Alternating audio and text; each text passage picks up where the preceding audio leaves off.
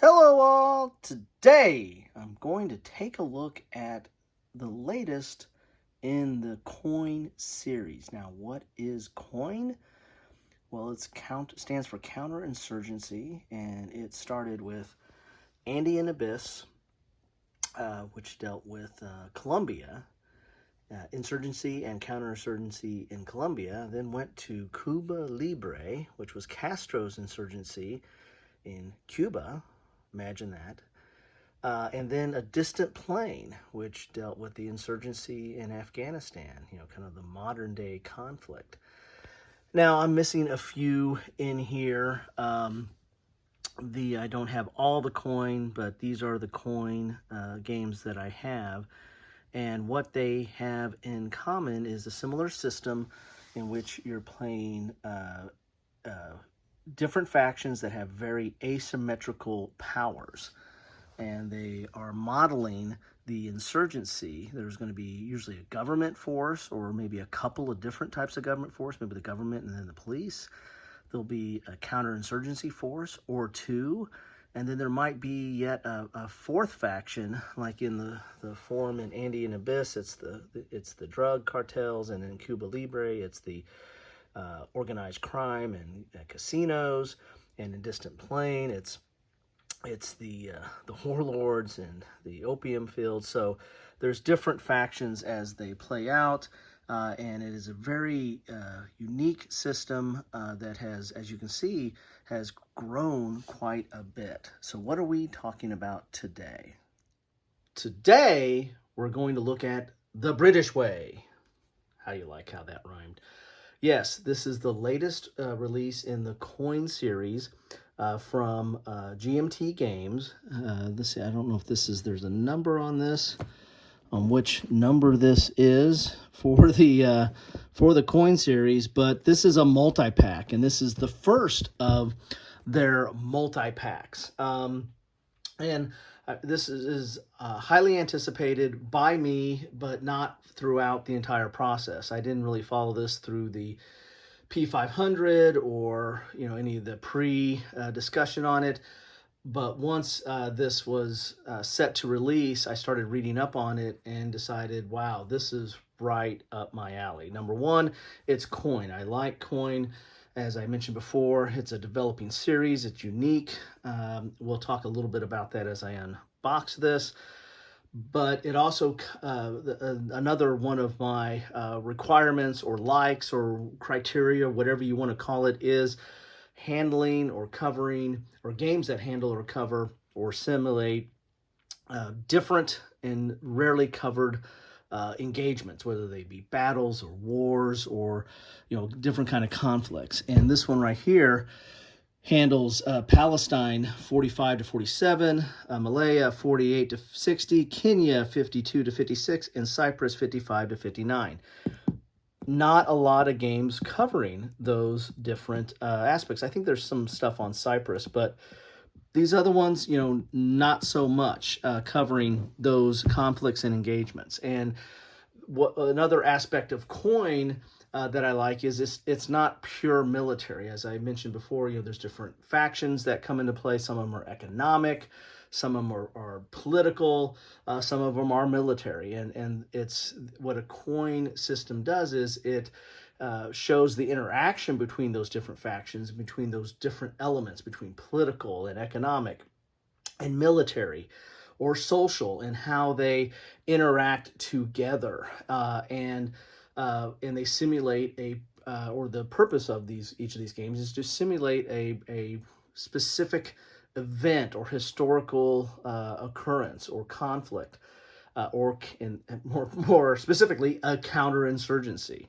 And so that's something that I like. And this British way, not only is it coin and taking it a little bit further, not only is it covering rare or obscure type of conflicts, but it's a multi-pack. You're getting 4 games in one pack. I mean, and you know me, I like a bargain. So I want to thank GMT for getting this copy to me. Thank you so much. As I said, I've been, ever since I started reading up on this has kind of moved to the top of my list of something that I wanted to unbox, uncover, unbox and cover. And not only will I do some unboxings, I want to do some, after playthroughs and after action reports. I'm not great on doing in-play type playthroughs, but I do enjoy doing after action reports and talking a little bit about gameplay in that aspect. And here you have 4 games. So my homework is set for me. So let's take a look at the back of the box here. It's for 2 players, 1 to 2 hours. Now, most of the coin games are very solo friendly, or in fact, straight out can be played solo, because they have, even the first one had, there is a decision tree of how you go about manning the AI, or how the AI makes its decisions for certain circumstances. And so you could play coin two-handed, which I've done before. In fact, I kind of enjoy playing it two-handed. Or you can follow usually the AI, which is a series of decision trees, and if this is there, if not, then that, and then so on. There's a lot of logic put to it. Now, this just says 2 players straight out. These are smaller engagements and smaller boards, because there's 4 games in here. Don't know if they're solo friendly, so that's something that I need to get into. Now, that is another one of my check the boxes. Is it solo friendly? Because I play a lot of games solo, and either solo specific games or games, playing certain games two-handed. So we'll see if that plays out. Again, I can't believe it can't be played two-handed, although it won't be the same with at least having a bot as a guide, or a decision tree as a guide.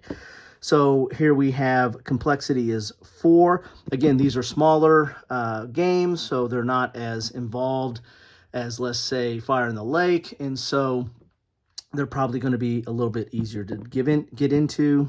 Their solid builder suitability is 7, so it's got relatively high solid builder suitability. Easy for you to say. So we'll see if there's the typical decision tree in there, or if and actually the later coin games actually come with a deck to handle the AI.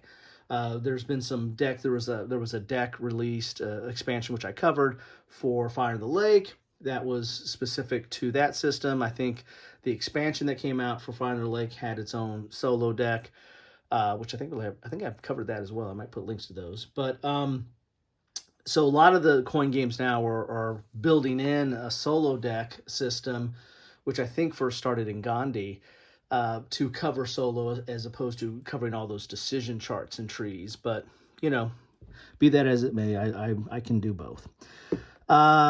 So we're dealing with the British way. So what do they mean by the British way? They're meaning the end of the British Empire, the kind of the end of colonialism, and how some of these different areas that British exercised control over, or exerted control over, is now taking back that control. So we have Palestine, just post World War II. We have Malaya, which again is post World War II up to 1960. Kenya, 50 to 56, and Cyprus, 55 to 59. So a lot of these are in the exact same period.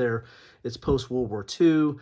Britain does no longer have the will to exert its influence. The sun will set on the British Empire, and these local factions and forces and people are deciding to take over some of their own control, and that's what this game is going to, or these games, I should say, that is what they're going to model. So anyway, let's get inside this box and see what's in here. If you're not familiar with coin, I really don't have a good starter video, because I think most of the stuff I've covered, I've been playing coin for a while, and most of the stuff I've covered is like expansions or solo bots and stuff like that. So if I do a playthrough of this, or do an after action report, when I talk about gameplay, that might be the first instance of me really talking about the gameplay of coin. But when we get into some of the components in here, I'll try to give somewhat of an overview. However, I don't know exactly how this game plays, but it's got coin on it, so it's got to be somewhat similar. So you have a nice thick box here, really thick, sturdy box. We have the campaign booklet. So this is going to be the different, well, this is different. So this is campaign. So I wonder if you can play these back to back. Anyway, let's put that off to the side and see what we have. Here's the rules of play. So you're going to have different rules of play. You're going to have different rules of play for each one of the games. You really have 4 games in this box. They all share similar systems and components, but they are 4 different unique games. You have Palestine. So this is the rules of play of Palestine. You have Cyprus. You have Malaya. And you have Kenya. So don't be worried that you have to memorize 4 rule books. Again, a lot of the gameplay and mechanics are going to be very, very similar, but they put out 4 separate rule books for each one of those games. So if you just want to play that game, it will have everything you need to know in there. Here, I imagine, is the starting setup. This is for Palestine. We're looking at 24 pages there. See what we have in the table of contents. You have your introduction, talking about the maps, and coin maps are a little bit different. They're generally kind of an area of control with cubes sometimes, or most of the time, but you might also have some of these octagon pieces that represent certain things. Usually they represent, cells, or terrorist cells, or the actual insurgency, and how they're going underground or maybe popping up underground, and you might flip them over to determine that. You've got disc in there, another wooden bit that might represent bases, or it might represent a casino in Cuba Libre, or it might represent, a poppy field, or organized production of opioids or opium in distant plain. So the bits are going to be somewhat similar throughout these games, but they might represent different things. A lot of times they represent a base. Here they represent, let's see, what does it represent there? Arms cache. So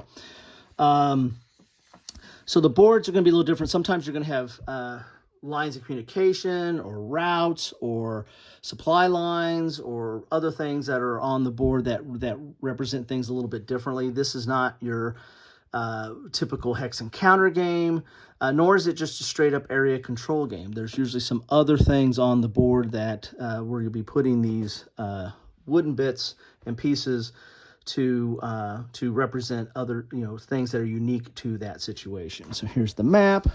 You got your forces here. This has not only notes, but also has designer notes here in different colors. Here's your sequence of play. And this is where the coin system shares a lot of similarities.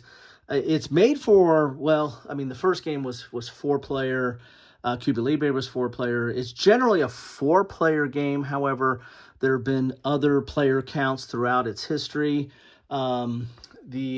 I think Colonial Twilight, which dealt with Algeria, I think that might have been the first 2-player game, and these look like they're all 2-player. So there was a different system to interact how you take actions in that game, and they've ported that over for 2-player play in some of the other games.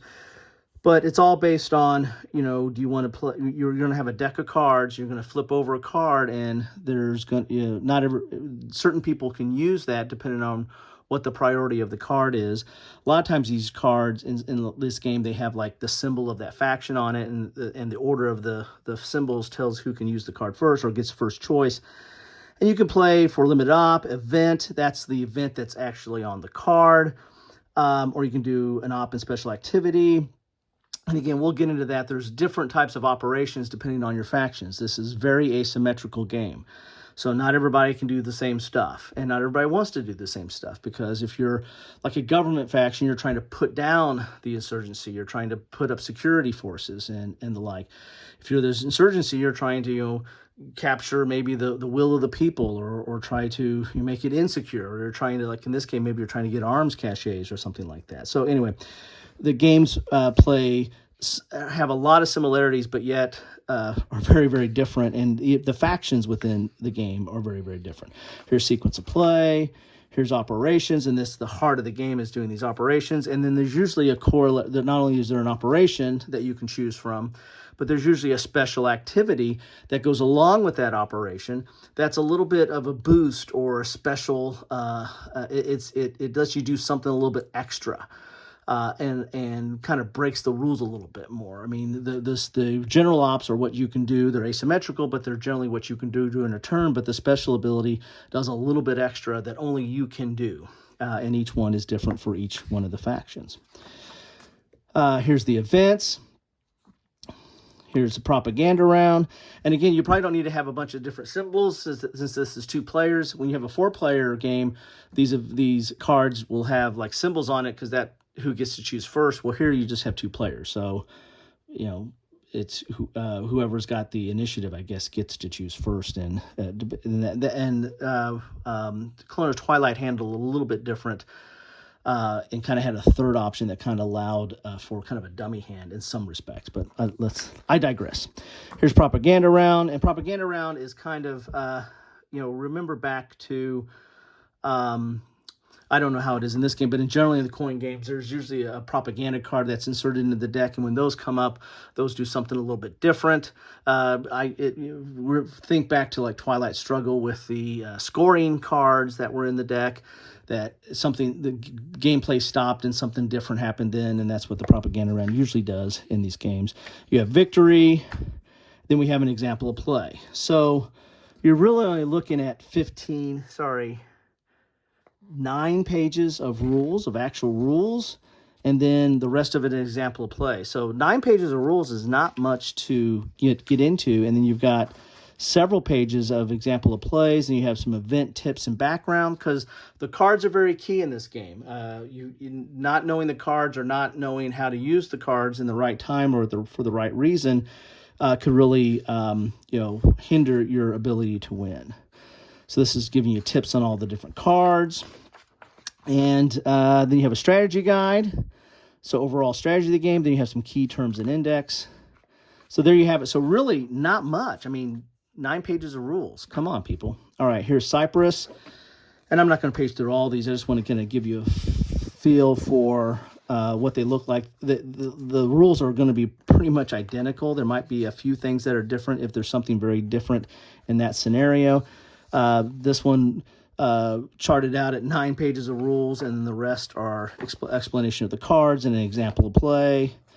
Malaya, and again, the maps and the units might be a little bit different. Like in Malaya, the circular discs are bases, and the octagons are guerrillas, right? You have your underground state and active state, and usually when forces are underground, they're harder to find. They can kind of do certain activities when they're underground that are not out in the open, and kind of mess with you if you're the government faction, and therefore, and the government faction in this case is predominantly going to be the British, right? And so there's going to be special abilities for the British to make them active or to turn them over, and of course when you want to use some of these units, you have to turn them over to to affect their action. But that makes them easier to see, where they're at now, and when they're underground, they're harder to find. That's seems kind of logical, right?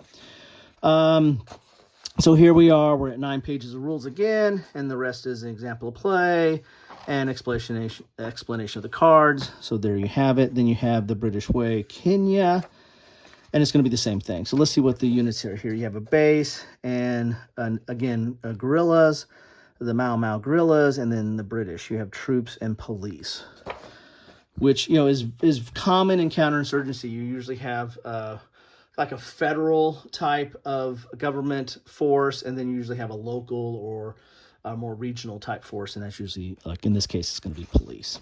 So there's a lot of similarities amongst the coin games, hence they're part of a series, coin. But the differences between them are, actually might outnumber the similarities, just because the actions and the abilities and the cards are based on real events in history. All that's going to play out differently, and then of course as you play the game, it will play out differently as well. So let's look at this. This is going to be a ton of player aids in here. So what we have here. So this is Palestine. So these are the Irgun operations. These are the insurgents. And so they can recruit, travel, sabotage, and rob. And this is what it does, the location, how you do it. You might have to have certain things or certain units in certain locations to do it. And then the procedure of how to do it. It's also explained in the rules, but you have this nice little player aid to tell you how to recruit, travel, sabotage, and rob. And then here's the special action that's usually tied to a regular operation. You got silence, propagandize, and terror. Okay, so these are a little bit special things that will take place on the board. And of course, they're totally different than what the British can do. They have, and so you get 2 of these for each player. They're on front and back. That's kind of nice. So the British can deploy, patrol, search, and assault, right? And I imagine this search is probably turning over some of those, underground type units, if there are underground units in this scenario. I didn't read that. And turning them over to the active side so you can deal with them. The special activities are restore, negotiate, and mass detention. Okay? And then the political will is kind of a key factor in the game. Now, each of these factions have their own victory conditions. Not everybody, there's not like a centralized victory point track. Some people might win if they have a certain number of will, or if they have a certain number of bases, or if they have a certain number of control of certain areas. So there's different ways. Each of these games has their own unique victory conditions. And you keep track of that with counters on a track, but it's different on how you play through. So there is Palestine, the player aids for that. Then you have, this is Malaya, and so you got 2 of those, 1 for each player, but it's on front and back. And so you have rally, march, attack, and terror. Well, that's totally different, right, for the insurgents. And then you have extort, intimidate, and ambush. Then the British operations are train, garrison, sweep, and assault.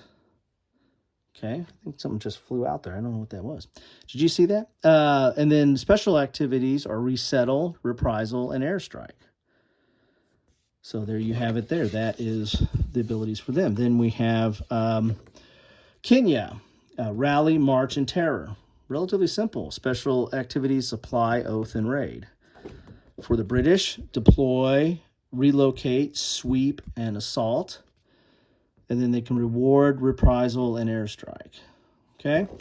Again, each one of these games and each one of the abilities within the games or operations within the game are totally different.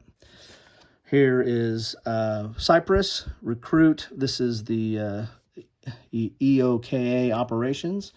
So the insurgents, recruit, travel, sabotage, and ambush. Smuggle, infiltrate, and propagandize. For the British, deploy, patrol, search, assault. And for the special activities, restore, diplomacy, and interrogate. Okay. Then we get to, so this is Palestine. This is the propaganda round. So this is what you do when one of those propaganda cards pop up. As I said, play kind of stops and you have to see where you're at on stuff. This is Malaya propaganda round. This is Kenya propaganda round and Cyprus propaganda round. So you have these special player aids. These are thicker stock to deal with the propaganda round. Now here is End of Empire campaign. So that's that campaign book. So I guess you can link these together and play them, I guess, starting with Palestine and going up to, one of them I think ended up in 1960. You can play an entire campaign, and there's rules for that. We might take another look at that again. And here are pre-war options tables here. Okay, so here are the counters. This is not a counter-heavy game. As you see, there's a lot of blank counters here. But your counters are usually going to be control. A lot of times, here's support, here's terror. That's a common type of status or something that comes up in these games. Here's loyal, exit, influence. And then on the back side, you have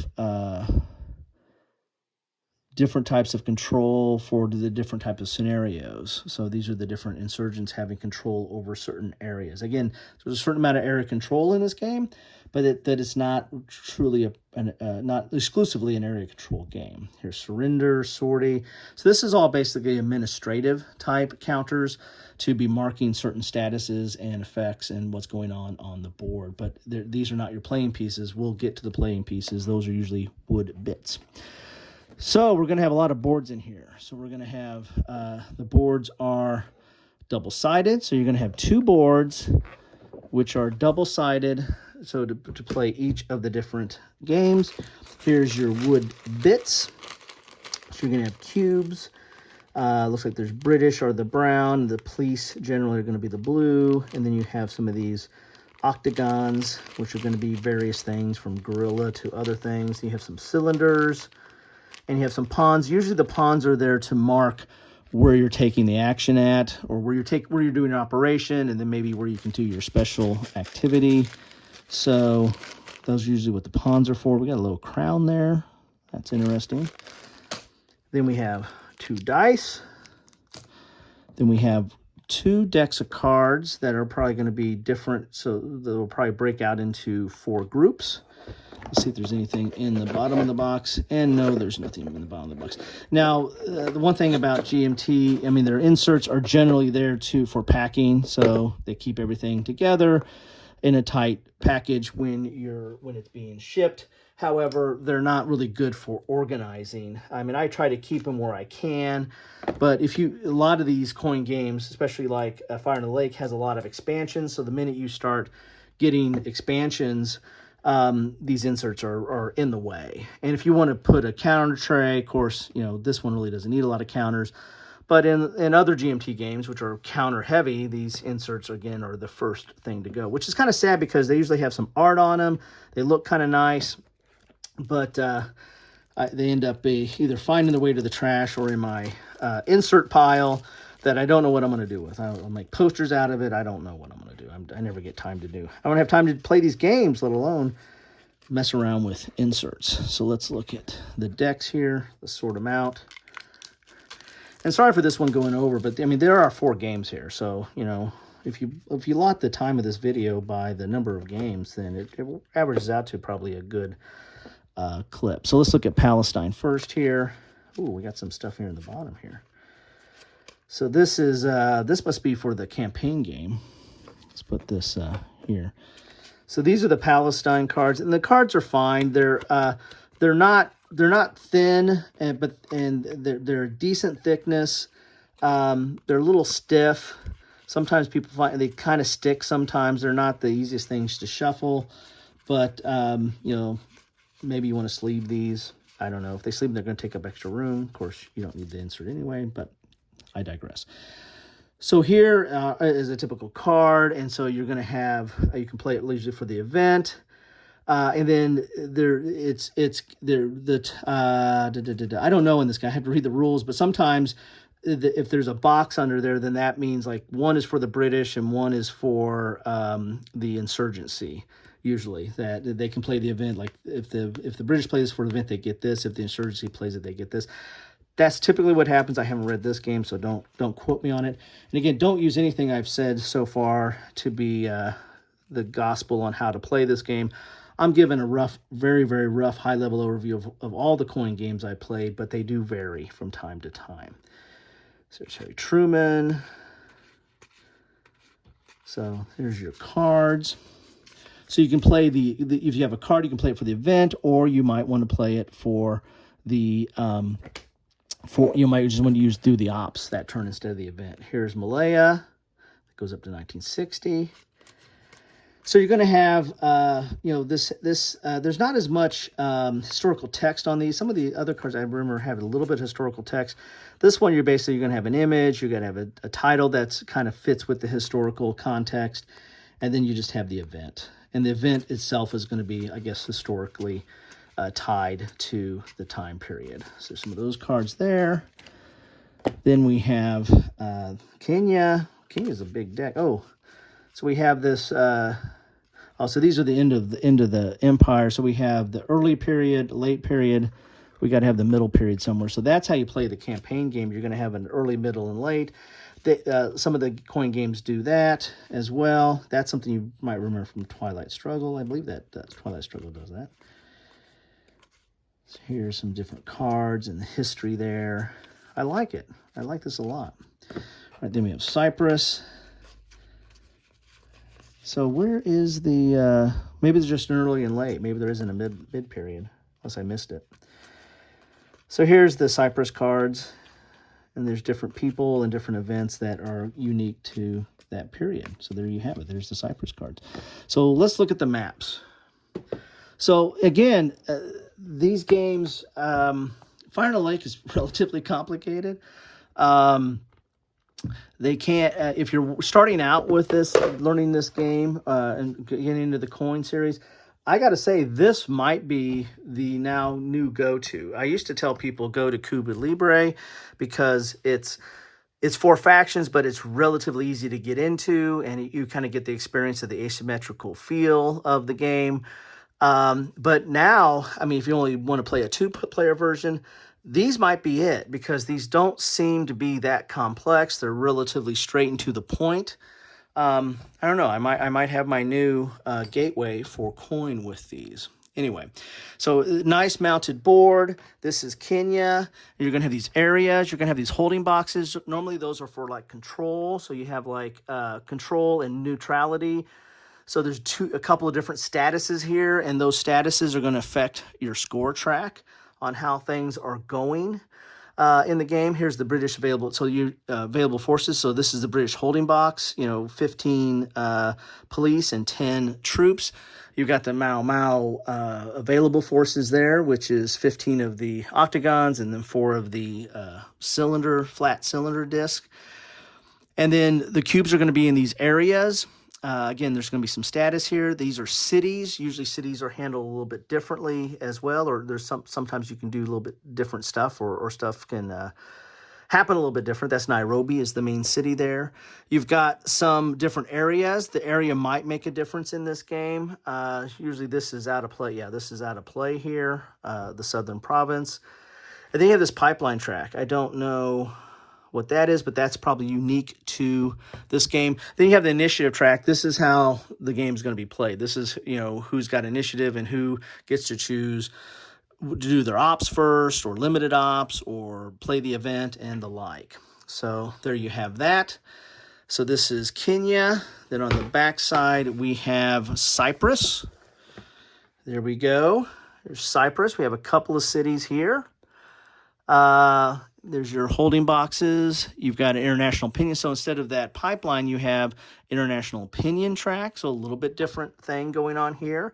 And that's going to probably affect how the victory points are concerned, or how they're laid out on what the initiatives are. You got a prison here. We have initiative track here with your limited ops, events, ops, and special activity. And then first eligible, second eligible. And again, that's all. That system is probably... I don't know if that's in other games. This is a little bit different than what I saw in Colonial Twilight. So this is probably a new system, or maybe it pulls from one of the more recent ones that I don't have, on how you do 2-player. Okay, and that is that map.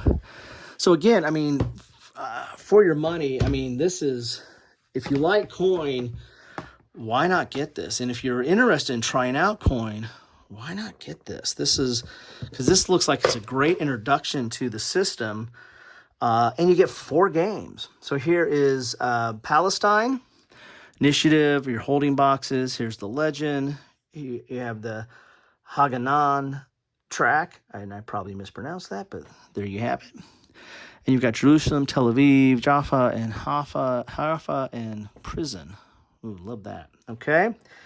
Then we have the last map, which should be Malaya. There we go there. And we have a commander track here. So who's the commander is going to make a difference. And a lot of the coin games do that. They might have what leader's in play. And if a certain leader's in play, then certain cards do certain things, or you can do certain things depending on who the leader that's in play. So... again, I don't know if you can tell that I enjoy this system. I like the different way it looks at things. But this is impressing me, this new package with its little bit some more simplicity, bring some simplicity to coin. And coin's not overly complex, but just it's daunting to teach a 4-player coin because you have to teach the game 4 different ways, because each player there's some core rules that are common to everybody, but everybody's actions and special abilities are totally different, or special activities are different. And so you have to teach that. It's kind of, and Root, who came after coin, I think drew some of that from coin and its asymmetrical play. So if you're a hobby gamer and you play Root, then coin, especially this game with the 2-player and a little bit more simplicity, shouldn't be much of a problem. And the benefit you get from coin is historical. You learn some history and see how it plays out in a different way. Anyway, so that is what you get in a box of The British Way. Sorry I went so long, but there's 4 games to cover here and a lot to talk about. Put that there. Here's your counters, your bits. Here's your counters. Then you've got the campaign game. I might look at those rules real quick. You've got all these player aids, which this is kind of the heart of the game here. These player aids, all your different operations is really that is the game in a nutshell. Put that there. You got all the different rules of play for the different games, because you have 4 of them in here. Then this is the campaign booklet, which tops out at 28 pages. And this is probably how you can link these together, I would imagine. Looks like there's a lot of notes and stuff in here. So maybe the rules themselves looks like you're maybe at 9 pages again. Well, this is campaign events notes. So the campaign game is like 5 pages maybe. How about that? So there you go. Play it all together. Anyway, that is what I have for you today. Again, I want to thank GMT for sending this to me, letting me share it with you. I want to get this to the table now and talk about it a little bit more with you. But there you have it. Oh, I got a little bit, not too much glare there. That is The British Way. This was a long one. Sorry for that, but there was a lot to cover. Thanks all. Drop your comments. Let me know what you think about any of these 4, any of the coin games, or anything you want to talk about. Just keep it civil. Thanks all.